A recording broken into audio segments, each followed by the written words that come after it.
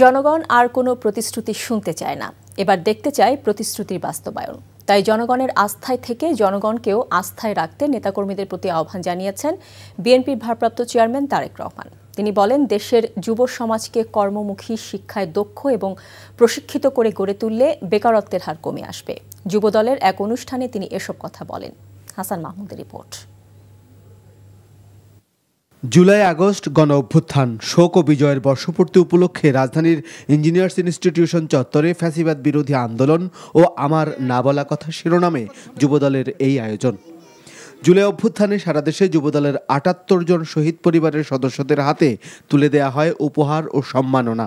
শহীদ পরিবারের সদস্যদের বসানো হয় মঞ্চে, আর দর্শক সারিতে ছিলেন বিএনপির কেন্দ্রীয় নেতারা। বিএনপি নেতারা বলেন, জুলাই আগস্টের অভ্যুত্থান এদেশের সবার সম্মিলিত অর্জন। তারা বলেন, অনেকে এখন আবারও নতুন ষড়যন্ত্র করছে। যে আমরা লড়াই করেছি, আমরা রক্ত দিয়েছি, আমাদের নেতা, আমাদের প্রতিষ্ঠাতা শহীদ প্রেসিডেন্ট জিয়াউর রহমান এই দেশের স্বাধীনতা ঘোষণা করে আমাদেরকে একটা নতুন দেশ, ভূখণ্ড দিয়েছিলেন। আমাদেরকে 1975 সালের পরে তিনি সংস্কার করেছিলেন রাজনৈতিক কাঠামোর, একদলীয় শাসন ব্যবস্থা থেকে বহুদলীয় গণতন্ত্রে নিয়ে এসেছিলেন। বিএনপির বাইরে বেশ কিছু ষড়যন্ত্র আজকে হচ্ছে, আমরা দেখতে পাচ্ছি। কোথায় কোথায় তারা বিএনপির বিরুদ্ধে কথা বলছে, বিএনপিকে খাটো করে কথা বলছে। তারা ধরেই নিয়েছে বিএনপি আগামীতে ক্ষমতায় আসবে, অথচ বিএনপি কখনোই বলে নাই যে আমরা ক্ষমতায় যাচ্ছি।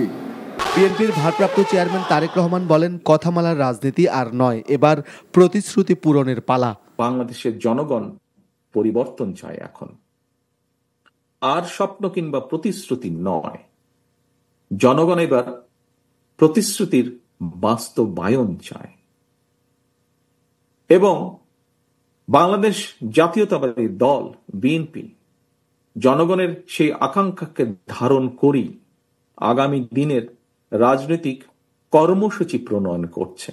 তারেক রহমান বলেন, শুধু জুলাই অভ্যুত্থান নয়, ত্যাগী নেতাদেরও স্বীকৃতি দেবে বিএনপি। শুধু জুলাই আগস্ট না, বিগত 15 বছর ধরে বিএনপি সহ বিভিন্ন রাজনৈতিক কর্মীর বাইরেও সমাজের বিভিন্ন মানুষ, বিভিন্ন শ্রেণী পেশার মানুষ, যারা নিজেদের অধিকারের কথা তুলে ধরতে গিয়ে, নিজেদের দাবি আদায় করতে গিয়ে বিভিন্নভাবে সেই পলাতক স্বৈরাচারের অত্যাচার, নির্যাতনের শিকার হয়েছে।